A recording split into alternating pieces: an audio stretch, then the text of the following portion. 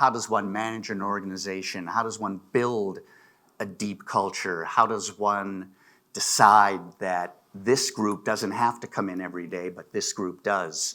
I think as a venture capitalist, I think the single hardest job in the world is being a founder or entrepreneur in a fast-moving technology area. So I have great empathy, respect for the entrepreneurs and CEOs who do so much of the work in these very challenging times, in these very challenging companies. And it sounds like the relationship is so symbiotic that you're a part of making certain that culture also is extended. Largely that's the case, but as board members, there are plenty of instances where we have to replace the CEO. And we try to do it fairly, with dignity, but part of what we have to do is continue to scale and bring in new talent. And we tend to knock it out of the park if we have a brilliant founder. But so this discussion should be founder-led and founder-friendly, and all the big hits, Microsoft and Google and Facebook and Amazon are strong founders, but the fact of the matter is there are a lot that are not that way. And so, yes, if a founder is growing very significantly quarter by quarter, it's our goal to back that founder, help that founder or founding team. But there are cases where either the founder or members of the senior team sort of don't make it to that next scale that's so required. Well, I try to spend a great deal of time with the CEOs of the different companies where I've invested. I'm only on 2 public boards at this point, thankfully. Blackstone, which most people have heard of, and Michael Dell asked me a year and a half ago to join his board, which is a SPAC looking at information technology or life sciences scaling revenue. It is so dependent on the type of industry, and it is so dependent on the leadership style of the CEO and president. And so at JP Morgan, Jamie can say, I want everyone in the office 5 days a week, done. At Blackstone, we have found that we are, because of the pandemic, farther behind in building the culture of the analyst class, the young associate class, who didn't receive the same training, not just financial, but what does Blackstone represent? What is the culture? What are their values? So we're going to have to work really hard on that. And fortunately, Steve Schwartzman and our president, John Gray, are pretty darn good.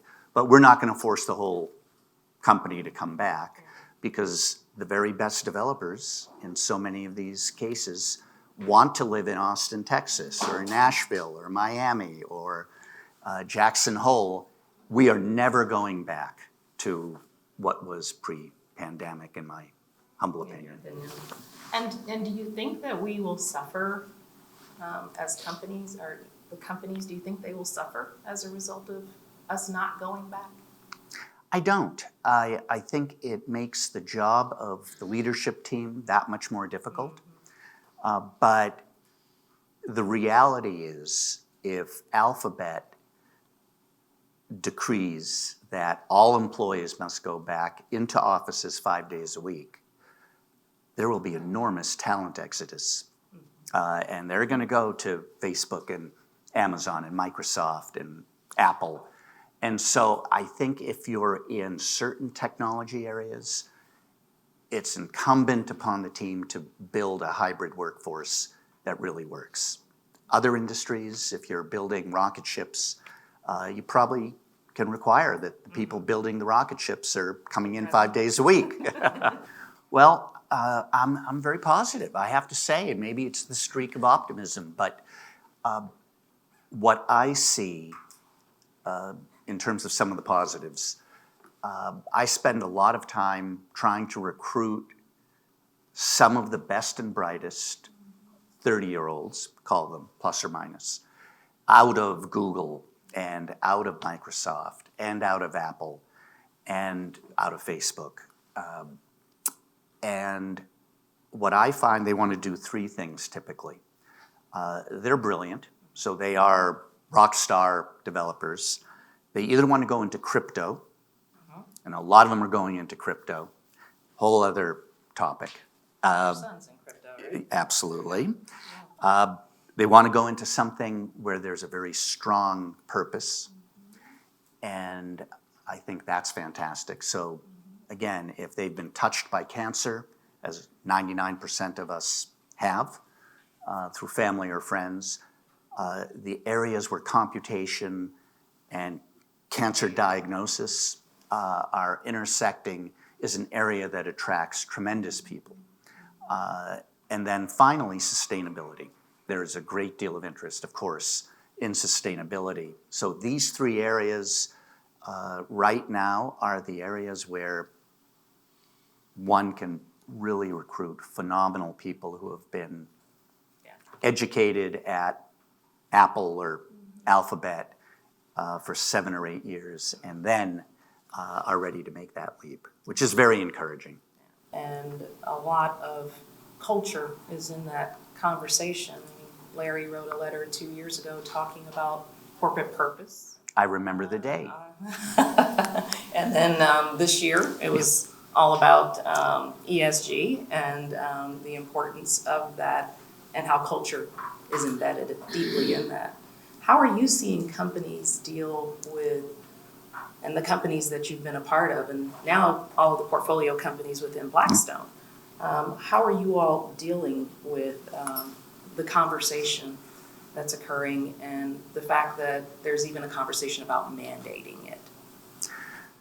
I think it's incredibly healthy that we're having these discussions, not only if we talk about Blackstone, not only at Blackstone, but those discussions occur across the worldwide portfolio. The 5 of us who are outside directors will continue to push the team. So it's not just the Blackstone flagship office in New York, but India, China, all over the world. These are really important topics. And I think what we say at Blackstone, we are such a big target in many ways. If we don't get this right, bad things will happen. And so there's been, over the last 3 years, a really profound focus on doing the best the company and board can on making sure that it's not just a checkoff box, but that it really embodies so much of the culture. As we speak, it was 2 weeks ago that the SEC came out and is asking corporations for far more detail on precisely what they're doing in terms of being a very good citizen along these different metrics. And so, if anything, this is with us even more. Larry Fink was ahead of most of the industry, to his credit, and now much of the industry is trying to figure out how to catch up, but also to really drive and make a difference. So it's not just raising an ESG fund, which a lot of big alternative finance companies have done, but again, as a board member, we really try to push so that it's not just check off boxes and window dressing around a big new fund. It really gets at the core of the business. And end of year bonuses depend on meeting many of these ESG goals. When I spun out a set of technologies and intellectual property 4 years ago from Memorial Sloan Kettering. We formed a company called Page AI, which had exclusive access to the MSK, prostate, and breast cancer slides, data, etc. And the CEO of Memorial Sloan Kettering said, "Jim, good luck, but we're not going to replace doctors." And I said, "Craig, we're not replacing doctors. These are really important tools that can help the best pathologists do their job better." And he announced 3 weeks ago that he's leaving.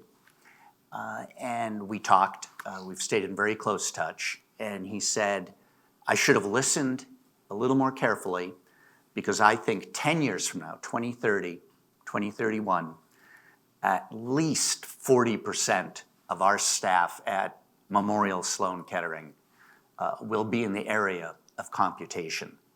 And so for those of us who are building careers, who have children, in some cases grandchildren, I can't think of a more interesting set of long-term opportunities than this area that sits at the intersection of computation, medicine, and healthcare.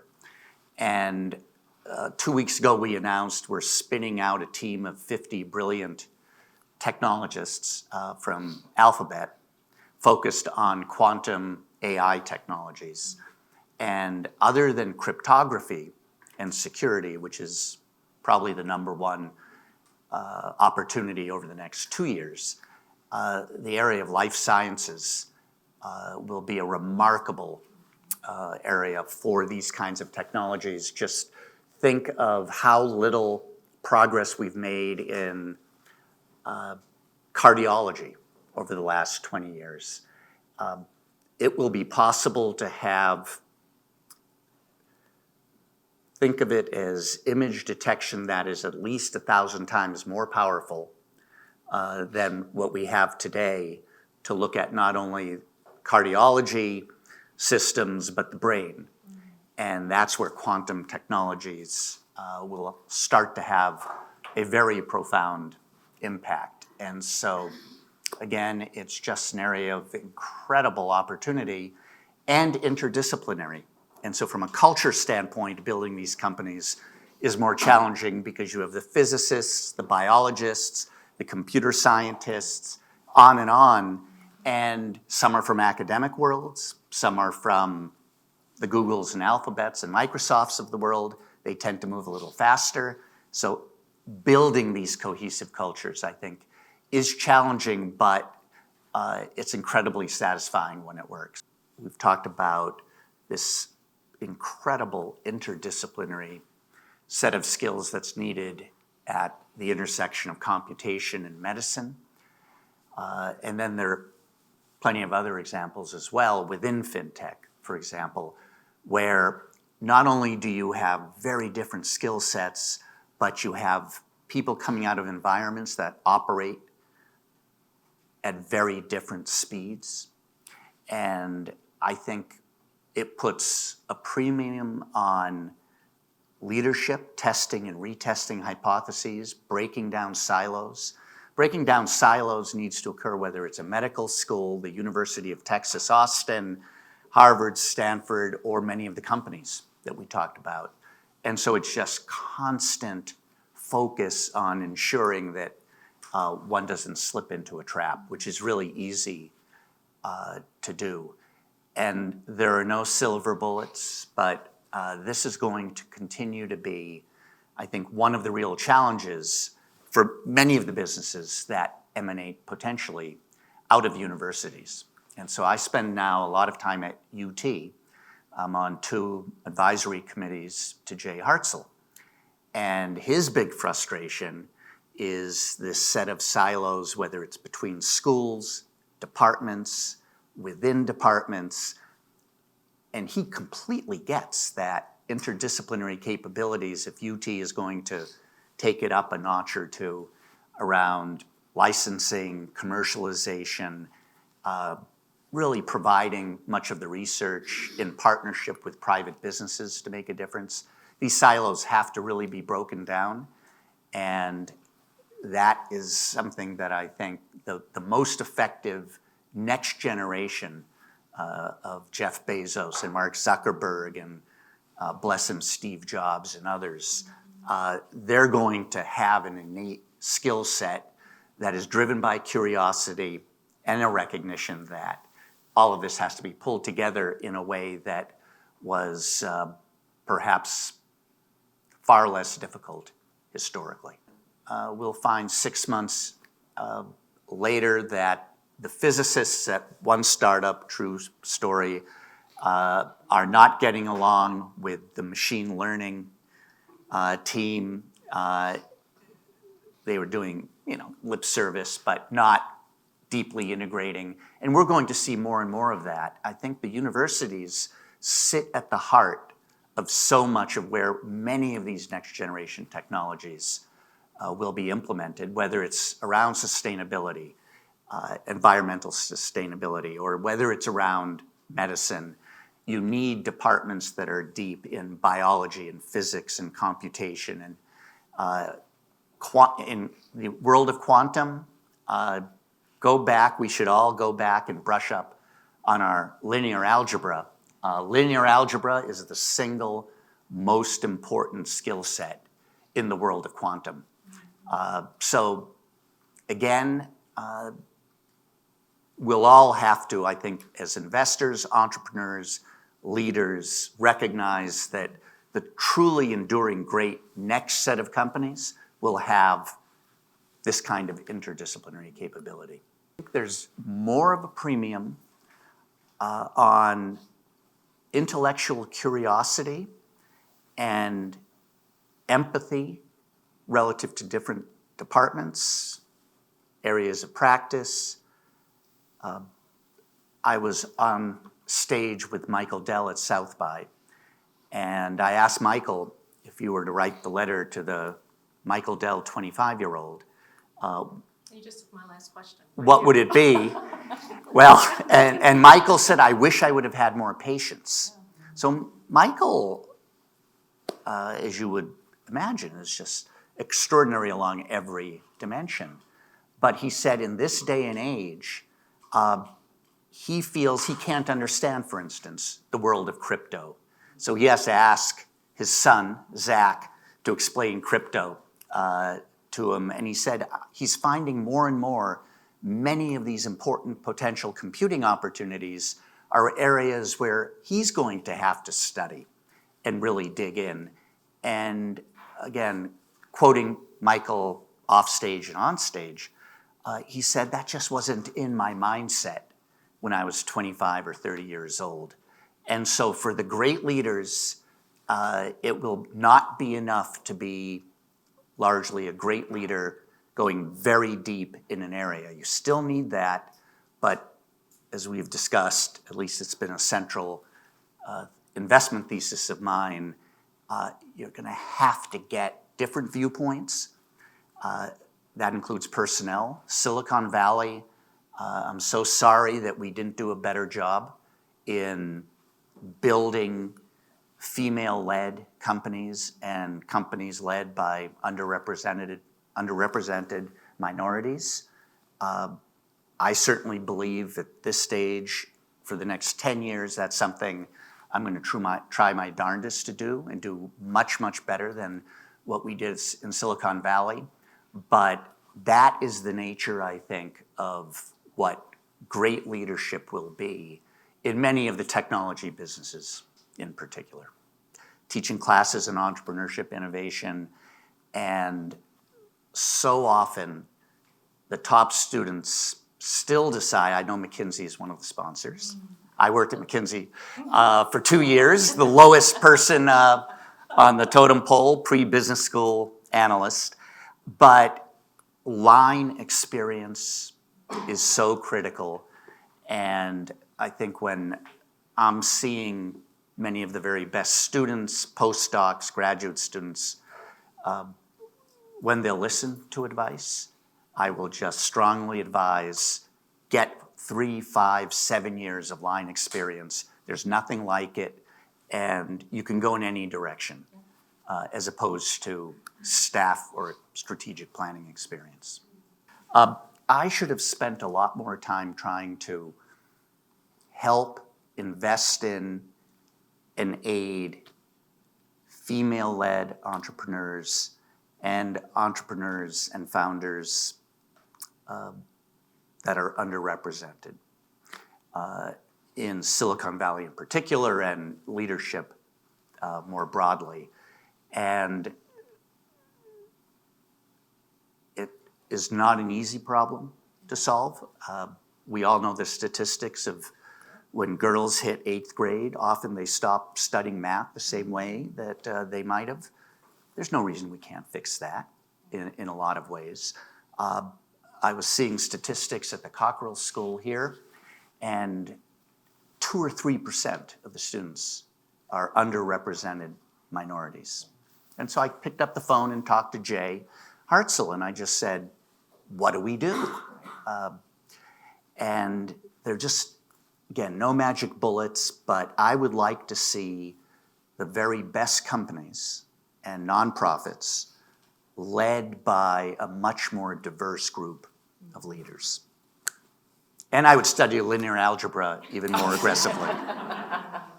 Applying artificial intelligence and the beginnings of some quantum algorithms for drug discovery, which will be a very big set of applications. We all know that to really do much more efficient and effective drug discovery, you're going to need very smart people developing really brilliant algorithms.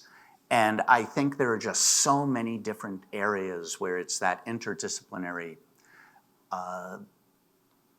set of challenges that, if addressed, whether it's real estate and finance, whether it's cancer diagnostics and machine learning, this is the world we are entering and living with. And again, this is where the big breakout companies will be. Microsoft, Apple, Alphabet, NVIDIA, these are companies run so well with phenomenal talent.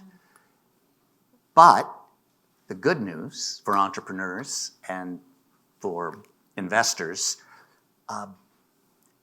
these companies that get it right in terms of pulling together the different disciplines will have the chance to break out and build very meaningful companies. You wouldn't want to try to out-software Microsoft.